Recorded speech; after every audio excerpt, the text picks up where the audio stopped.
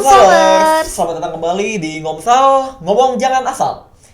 Aku Stefano Adrian. Dan di sini ada aku Pauline. Oke, hari ini kita akan membahas sebuah topik yang cukup penting ya, dan cukup viral juga nih pada hari ini nih.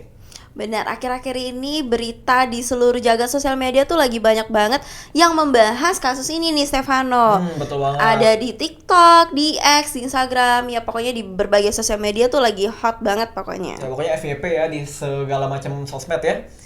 Pasti di banyak orang akan selalu melihat berita soal itu gitu. Benar. Betul. Kasusnya kasus apa tuh, Stefano? Kasusnya adalah kasus seorang wakil ketua DPR RI yang bernama Pak Cucun. Di situ ada cukup kasus yang kontroversi yang beliau katakan itu adalah berupa statement yang memang banyak orang melihat statement itu adalah statement yang negatif seperti itu, Pauline.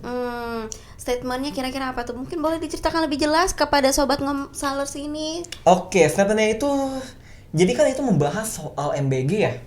Itu adalah makanan bergizi gratis gitu ya. Tapi dalam statement tersebut dia mengatakan bahwa MBG itu tidak perlu dihandle oleh orang yang memang berpengalaman dalam bidang gizi seperti itu atau ahli Padahal gizi ya. judulnya udah bergizi ya guys ya, tapi Betul malah banget. Pak Cucun bilang nggak butuh ahli gizi. Beliau malah mengatakan kalau misalnya menghandle hal tersebut juga bisa dilakukan oleh anak SMA atau SMK yang baru lulus gitu. Kemudian dilatih dalam sekitar 3 bulan dan mereka bisa menangani itu juga seperti itu. Dan itu dilihat sebuah pemikiran atau statement negatif oleh masyarakat publik di Indonesia ini. Statementnya itu seperti seakan-akan merendahkan ya profesi betul ahli gizi banget. malah guys. Dan sebenarnya kalau misalnya kita lihat gitu kasus ini tuh seperti bullying jatuhnya ya, Stefano ya. Betul banget. Karena merendahkan gitu kan, merendahkan profesi. Meskipun mungkin yang dituju ke profesi ahli gizi aja, tapi ini lebih ke bullying ke personal juga jadinya. Betul Karena banget sih. aku lihat ya di FYP TikTok itu semuanya tuh bermula dari salah satu, ini yang aku lihat ya, POV-nya tuh dari ahli gizinya yang bertanya. Jadi dia waktu itu videonya dia sambil nangis-nangis tuh. Oh, begitu ya? Jadi kan merendahkan dan ya memberikan dampak juga gitu ke korbannya. Makanya jatuhnya seperti ya bullying begitu. Iya, bullying secara langsung seperti itu ya. Jadi kesannya dia merasa terserang lah si korban ya dengan statement seperti itu begitu.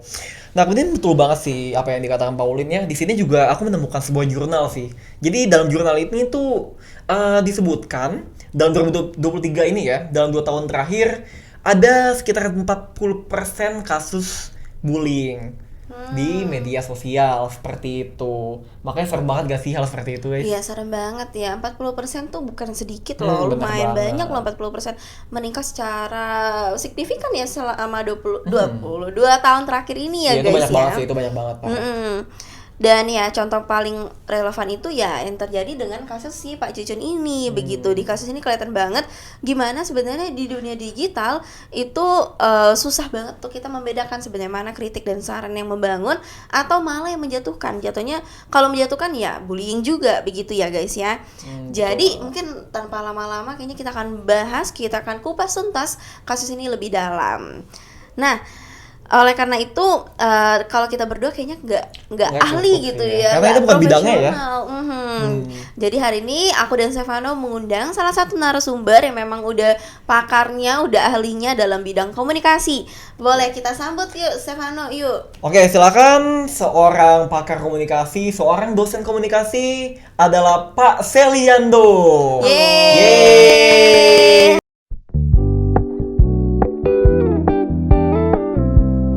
Hai, Halo, Kado. Halo Stefano. Halo, gimana Pak kabarnya ke sini tadi Pak? Baik banget ya. Tadi sempet macet juga sih tadi, soalnya kan kesini naik motor ya. Oke. Lumayan jauh ya Pak Lumayan ya? jauh.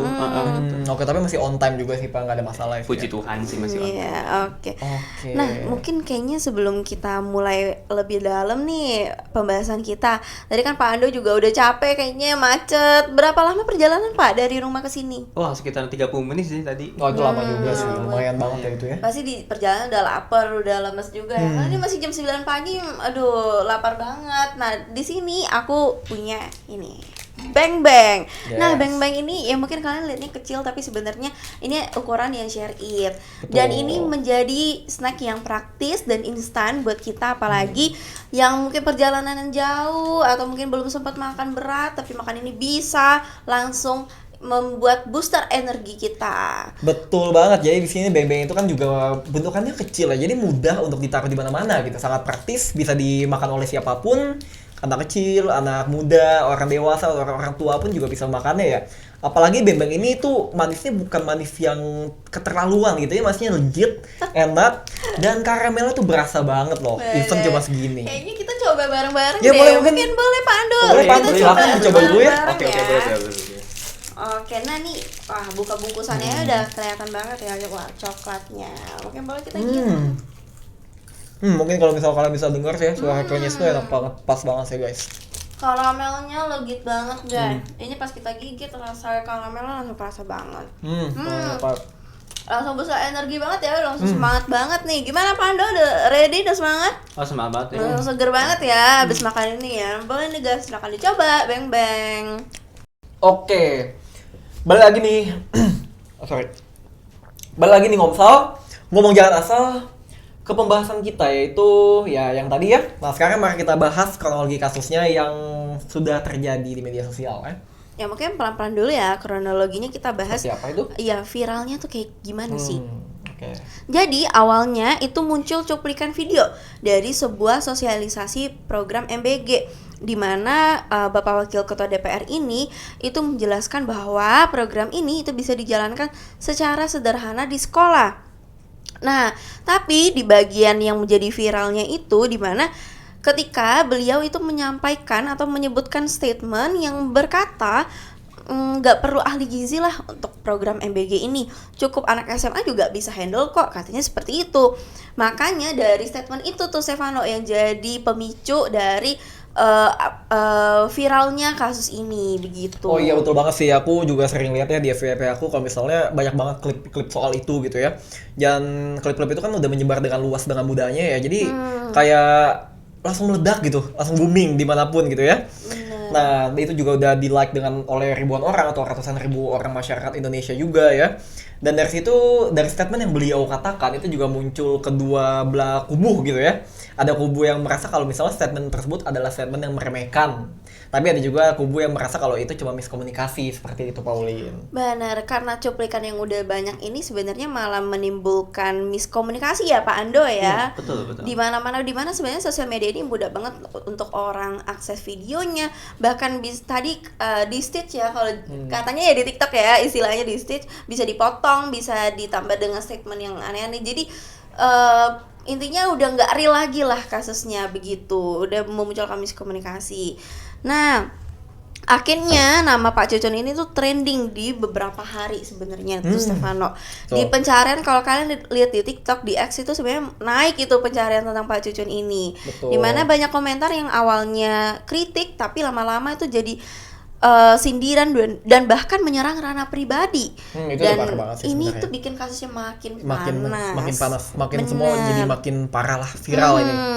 Nah, di titik ini lembaga terkait itu diminta klarifikasi sama pernyataan yang dikeluarkan sama Pak Cucun, khususnya tentang peran ahli gizi dan gimana informasi publik itu seharusnya disampaikan. Nah, mungkin dari permasalahan ini nih, kira-kira dari Kak Ando sendiri bagaimana menurut kacamata ahli gitu? Iya, gimana nih Pak Ando kan setelah mendengar kronologi mengenai kasus tadi itu gimana ya? Kan kita jadi penasaran banget nih, gimana ya kalau dari kacamata Bapak yang seorang ahli, seorang dosen melihat masalah ini tuh sebenarnya seperti apa sih Pak? Kenapa seorang wakil DPR, seorang yang bisa kita anggap orang yang cukup penting gitu ya bagi negara ini bisa mengatakan kalimat yang menyerang seperti itu Pak? Apalagi ke sebuah profesi yang memang sangat penting seperti itu ya? Nah kira-kira kenapa hal seperti itu bisa terjadi apa? Apakah ada faktor-faktor psikologis atau faktor seperti apa Pak? Oke, ini panggil papa kayaknya saya lebih tua banget gitu ya, panggil kakak aja cukup kakak aja ya? Oke. Kakak aja ya, Kakak oke, Kak Ando. Oke, jadi sebenarnya aku juga udah mengikuti kasus ini juga ya, kan aku juga sering lihat TikTok juga gitu ya, Instagram, dan ternyata sering juga muncul nih di FYP aku gitu. Dan ini menarik sekali ya kasus ini ya, pejabat publik yang dia mengatakan hal seperti itu. Jadi kalau kita lihat dari kacamata teori komunikasi sendiri, sebenarnya ini bisa dijelaskan dari teori namanya komunikasi verbal. Jadi ada salah satu jenis komunikasi verbal namanya agresi verbal. Apa itu agresi verbal? Itu jadi semacam kayak sebuah perilaku lah ya, tapi ini dalam bentuknya sebuah kata-kata yang bertujuan untuk menyerang dan bisa juga untuk mempermalukan si korban ini. Pokoknya seperti itu. Ini ya sifatnya kok ofensif ya. Iya, betul. Oke. Betul sekali. Nah, aku pernah baca sih guys, kalau misalnya ada kata-kata yang bilang kalau pesan verbal itu kan tentang bahasa tuh kan, dan ketika kita menyampaikan sesuatu itu tuh memiliki makna dan pengaruh yang cukup kuat dari sisi emosional begitu. Dan dari perkataan Kak Seliando tadi tuh sebenarnya bikin aku jadi sadar gitu, bikin aku berpikir, oh ternyata kata-kata itu harus kita pertimbangkan baik-baik, harus kita perhatikan baik-baik sebelum kita ucapkan ke lawan bicara kita. Betul Nah, banget sih. dan kalau misalnya dari kasus ini, itu kan bilang kan kalimat yang sangat tajam memunculkan kontroversial itu bilang tidak perlu ahli gizi yang itu. Dimana kayak tadi Stefano bilang malah jatuhnya ofensif kalimatnya. Betul, ini sangat menyerang ya kalimat seperti itu ya. Jadi menganggap kalau itu sangat meremehkan dan tidak diperlukan gitu. Jadi Iya. ini benar-benar statement yang sangat kontroversi ya seperti ini ya. Iya, betul sekali. Dan mungkin emang dia melakukan itu karena ada rasanya superioritas dalam diri dia. Karena kan dia juga seorang pejabat publik ya, seorang wakil ketua DPR yang memiliki kuasa untuk membuat kebijakan. Jadi ya seakan-akan ya dia mengatakan bahwa ya udah aku bisa nih untuk bikin sebuah kebijakan. Ya kamu nggak ada apa-apa gitu, seakan seperti itu, seperti itu sih. Jatuhnya kayak penyalahgunaan kekuasaan ya, karena Iya, perasaan betul superioritas banget. itu ya.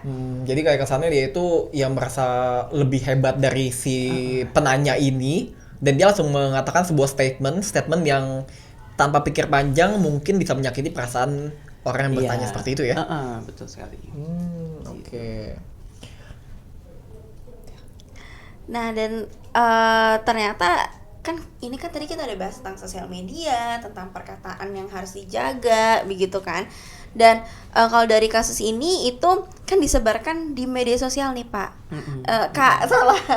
Jadi kan lebih hot gitu kan, lebih viral gitu pembicaraan ini, opini publik juga jadi kemana-mana. Kayak tadi sebelumnya ada yang awalnya jadi kritik tapi lama-lama masuk ke sindiran ranah pribadi. Nah, kalau dari Pando sendiri gimana Cak menanggapi permasalahan ini begitu? Iya, jadi awalnya sebenarnya ini juga diperparah oleh media sosial ya. Jadi media sosial itu emang salah satu contoh lah bentuk komunikasi yang termediasi disebutnya. Jadi komunikasi yang menggunakan media sosial gitu ya sebagai untuk penyaluran. Dan media sosial itu kan kalau kita bahas media sosial deh, contohnya apa ya, Instagram, TikTok, Twitter dan sebagainya. Ya gampang banget nyebar kalau di zaman sekarang ini ya gitu. Jadi sebuah berita viral dan sebagainya itu bisa disebarkan gitu saja, dan emang dampaknya meluas sekali. Dan kita ambil contoh ya si kasus wakil ketua DPR ini, karena ucapannya dan ditambah dengan media sosial, ada media sosial jadinya ya udah makin parah tuh. Seperti itu. Jadi memang iya emang harus menjaga banget sih untuk kata-kata. Oke, baik Kak Ando. Hampir aja ngomong Pak. Karena sebenarnya udah di-share itu persepsi orang jadinya berbeda-beda begitu ya. Dan menangkap maknanya juga jadi beda-beda. Jadi sebenarnya kasus ini ya udah luas gitu, lebih tajam dan memunculkan hal-hal yang negatif malah begitu. Oke. Dan aku baru tahu ternyata komunikasi mediasi ya namanya ya Ya, Pak lebih ya. disebut kalau di komunikasi mediasi ya, bukan ini ya. Soalnya kalau misalnya dari ranah kita yang kita pahami itu mirip dengan sebutan ini ya, apa namanya, jejak digital ya. Iya sebenarnya mirip-mirip sih. Mirip-mirip dengan jejak digital ya? Iya mirip-mirip sih Oke. memang. Kalau gitu Kak Ando. Maaf ya. Iya. Kalau gitu kenapa kasus-kasus yang melibatkan sebuah pesan verbal yang negatif itu bisa lebih viral ketimbang kasus-kasus yang emang bermanfaat atau ya dalam tanda kutip lebih positif gitu di masyarakat? Kira-kira kenapa bisa seperti itu ya Kak? Kalau misalnya dilihat-lihat dari FYP TikTok juga kayaknya lebih banyak gosip gitu ya. Betul banget. Selalu berita-berita yang negatif mulu. Kenapa ya? Itu aku juga lebih suka sih nonton yang gosip-gosip itu. Iya, Kenapa iya, sih iya, Pak kenapa sebenarnya? emang itu settingan awal kita Pak, bagaimana ya Kak? Iya. Jujur aku juga suka lebih gosip-gosip gitu sih.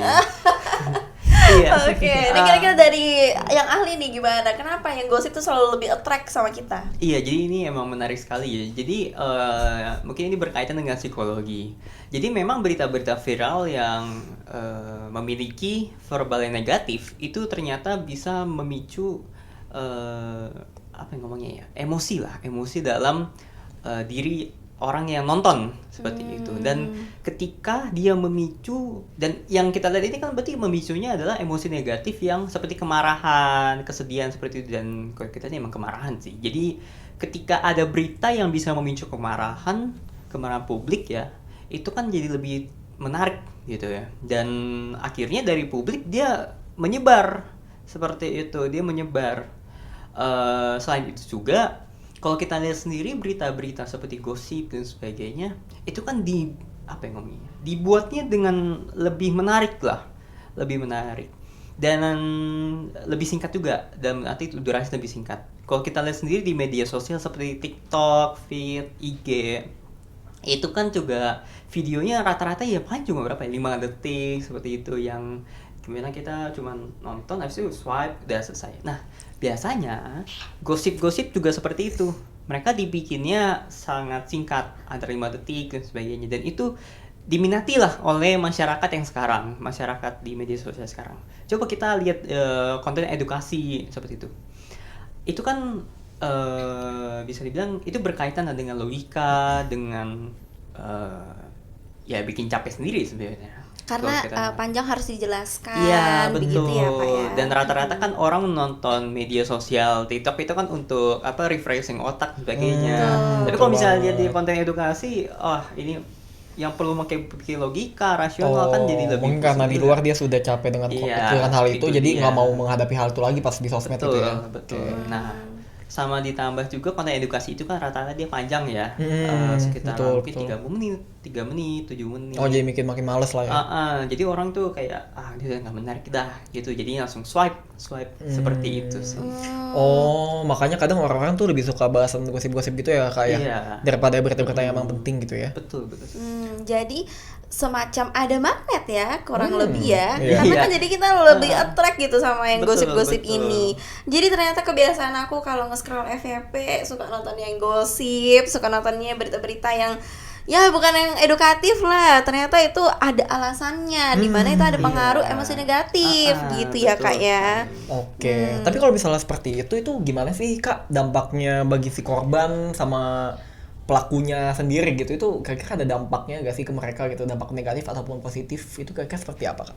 Oke, berarti ini dampak dari kasusnya Bapak Wakil Ketua itu ya? Mungkin kita bisa ambil contoh di situ Kak. Oke, boleh. Kalau misalnya kita lihat dari dampaknya ke korban pasti ada ya, terutama ke tekanan psikologis gitu. Dan waktu itu aku juga pernah lihat video dan ternyata si korbannya upload video juga di TikTok gitu kalau dia nangis sebagainya. Dan itu contoh dari tekanan psikologis karena apa ya? Karena dia dipermalukan. Iya benar sih, itu kan umum ya videonya kan, maksudnya di tempat umum kayak rapat ya jatuhnya kan. Iya, itu jatuhnya rapat tuh kan apa ya, kayak pembahasan publik rame-rame gitu ya. Iya, terus hanya satu orang saja yang dapat perlakuan seperti itu ya kalau aku pribadi juga malu sih sebenarnya. Betul sekali. Dan kalau kita lihat lagi kayak tekanan psikologis ini bisa ada kemungkinan juga untuk mengganggu kehidupan sehari-hari dia kayak gitu. Nah, tapi kalau kita lihat dari sisi lain, karena ini di media sosial dan sudah tersebar luas dan sangat viral, banyak sekali komentar-komentar netizen itu yang malah mendukung si korban ini, yang artinya korban punya dukungan sosial nih, jadi dia bisa nih untuk mencegah lah, bukan mencegah tapi kayak sebutnya meregulasi lah ngomong gitu. Oh, lebih mudah untuk meregulasi emosinya mungkin ya, karena dia nggak sendirian lah, maksudnya ada seseorang atau banyak dukungan di belakang dia juga ya. Itu dia. Kalau misalnya untuk opini publik, kira-kira penyebaran pesan negatif ini tuh memberikan dampak apa aja Kak? Nah, kalau untuk opini publik pasti yang pertama terjadi ada dua kubu karena kan ya baik lagi persepsi publik itu beda-beda, setiap orang tuh punya pandangan yang berbeda-beda, dan termasuk di bagaimana masyarakat memandang kasus ini gitu kan. Ada yang emang mungkin mendukung nih si Bapak Wakil Ketua, tapi ada juga yang banyak yang mendukung si korban, yang akhirnya mungkin paling parahnya itu adalah bisa adanya pertikaian di antara kedua kubu ini, yang mendukung dan yang menolak. Seperti Jadinya itu ada sih. perpecahan ya antara kubu pro dan kontra sebenarnya Betul Kak sekali. ya. Oke, menarik sekali sih Kak penjelasan dari Kak Iya, Ando sama. itu.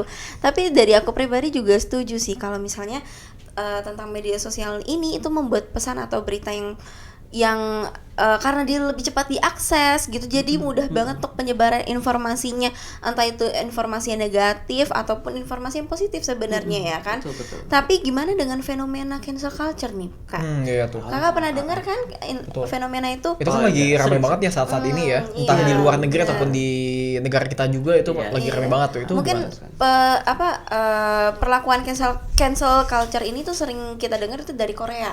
Jadi ketika dari ada Korea ya? idolnya ataupun artisnya yang melakukan sesuatu yang nggak sesuai dengan moral etika lah, itu mereka langsung cancel. Nah kalau Ya. di Indo sendiri kan baru akhir-akhir ini nih Kak. Nah kalau dari Kak Ando sendiri gimana menanggapi fenomena itu? Iya, itu adalah suatu hal yang positif gak sih Kak? Atau mungkin itu juga bisa berdampak ya negatif dan positif gitu. Bagaimana Kak?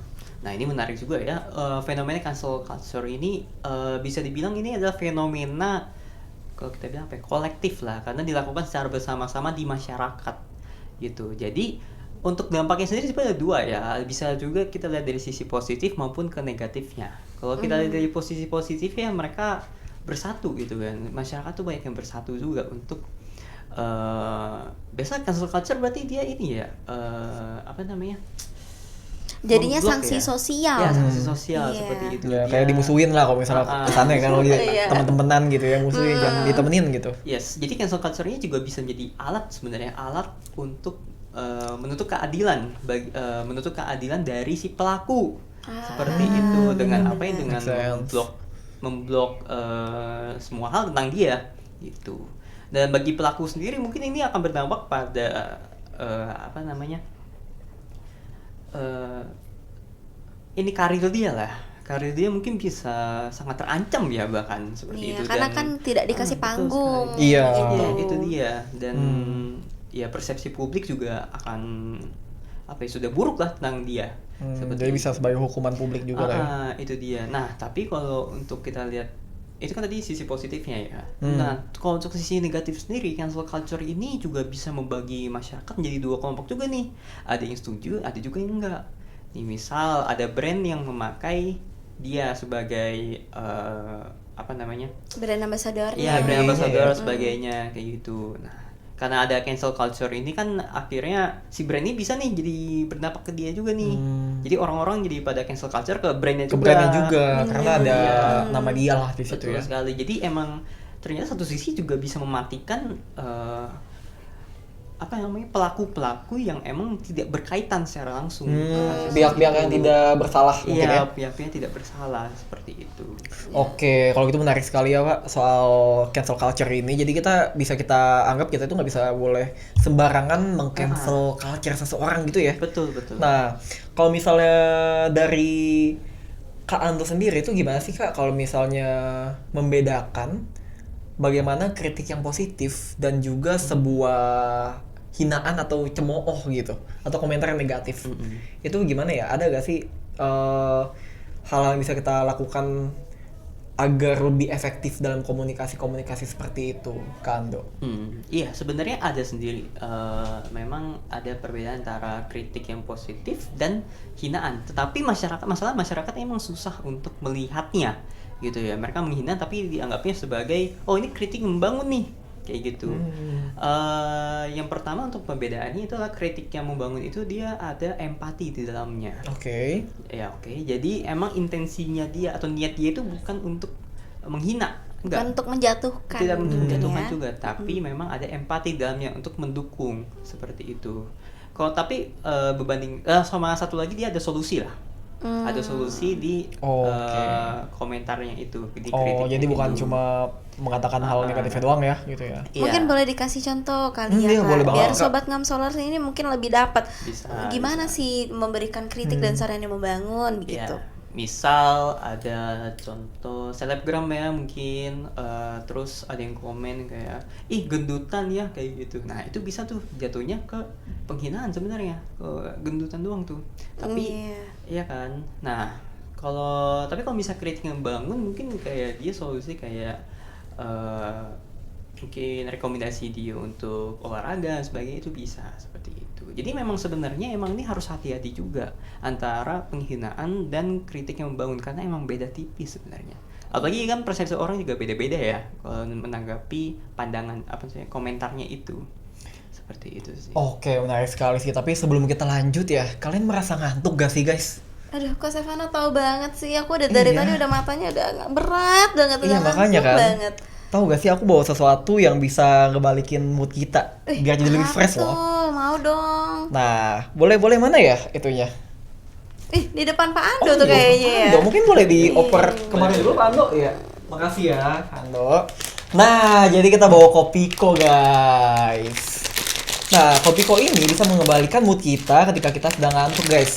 Apalagi ketika seseorang tidak bisa meminum kopi ya. Katakan ada orang yang mempunyai asam ya, jadi minum kopi, penggantinya itu adalah Kopiko ini. Praktis, mudah, dan gampang didapati di mana-mana. Mungkin diboleh silakan. Boleh, thank you. Paulin, dan Apalagi silakan ini juga. bentuknya permen ya. Iya, sangat praktis ini sangat banget. praktis sekali. Langsung masukin kantong. Silakan untuk bisa. Kak Ando. Boleh. Ini aku boleh makan, Stefano? Boleh banget dong. Ayo kita makan Iya, dulu ya. makan ya. Boleh, silakan Kak Ando. Oke. Oke, supaya kita lebih fresh ya melanjutkan podcast ini. Buka bungkusannya aja, bau kopinya langsung kecium ya. Wah, iya kacau sih ini benar-benar. Iya. Wah, sweet banget kopinya.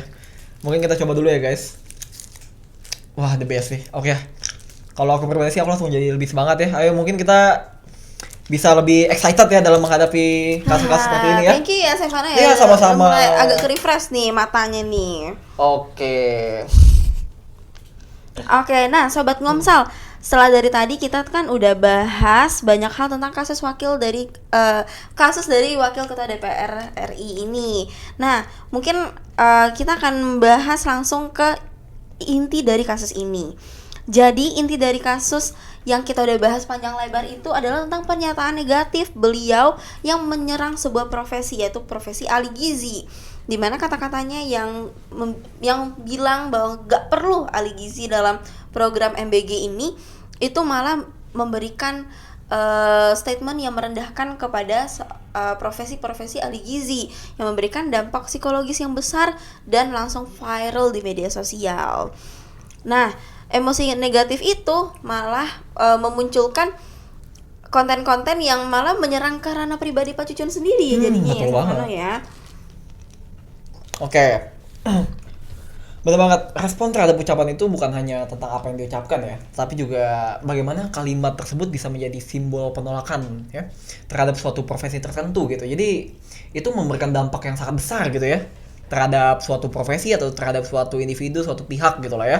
Jadi hal ini tuh bisa memberikan jangka panjang ya, impact jangka panjang yang mungkin bisa memberikan dampak negatif atau emosi negatif kepada orang tersebut atau pihak tersebut, seperti itu, Paul. Apalagi melibatkan opini publik itu malah menimbulkan perpecahan di masyarakat begitu. Jadi ini pelajaran penting banget ya guys, kalau kita itu perlu banget hati-hati dalam berbicara dan menyebarkan informasi, serta memahami kalau misalnya ketika kita berbicara dengan emosi yang meledak-ledak, emosi negatif, itu akan memberikan dampak yang cukup besar gitu. Oke, Ngomsalers, ini sudah masuk babak akhir, tapi sebelum kita akhiri, mungkin kita kan sudah berbicara ya sepanjang tadi ya. Mungkin kita butuh banget ya minuman ya. Ya gak sih? Biar lebih segar gitu ya. Betul, Stefano ya. betul banget. Jadi sekarang aku bawa makanan lain, minuman maksudnya ya. Itu adalah ini guys. Yang tadi Pokan udah di Sweat. meja ya. Mungkin Pak Ando Betul. suka nggak minum Pocari ini? Wah, ini setiap hari nih kayaknya aku minum nih. Ya kita haus banget gak sih guys? Mungkin kita bisa minum dulu ya. Soalnya ini Boleh, bagus boleh, banget. boleh. Pocari ini bisa mengembalikan ion tubuh yang Bener. hilang. Ketika kita sudah beraktivitas seperti ini ya, berbanyak bicara, ini efektif banget guys. Kalian harus stok sih di rumah, wajib banget. Ini jadi bikin kita lebih rehidrasi ya Betul, sebutannya, rehidrasi. menyegarkan kembali tubuh kita nih. Apalagi tadi kita udah bahas yang panjang lebar. Kayaknya kalau aku nanti minumnya karena aku mau simpan ini untuk nanti aktivitas selanjutnya. Tapi mungkin boleh tuh Stefano. Ya tapi aku sih sekarang sih, aku udah haus banget parah. Mungkin boleh Pak Ando kalau mau minum silakan. Oh, iya boleh ya. Oke. Iya. nih teman-teman juga yang aktivitasnya padat seharian atau mungkin teman-teman yang olahraga, minuman ini tuh pas banget, cocok banget untuk memberikan semangat yang secara instan ke tubuh kita. Yes, seger banget. Oke. Nah, kita udah sampai di akhir acara kita hari ini. Ternyata tanpa sadar waktu udah berlalu ya Stefano Ya, ya. betul. Ngobrol-ngobrol ternyata waktu udah banyak juga nih yang berlalu ya kan.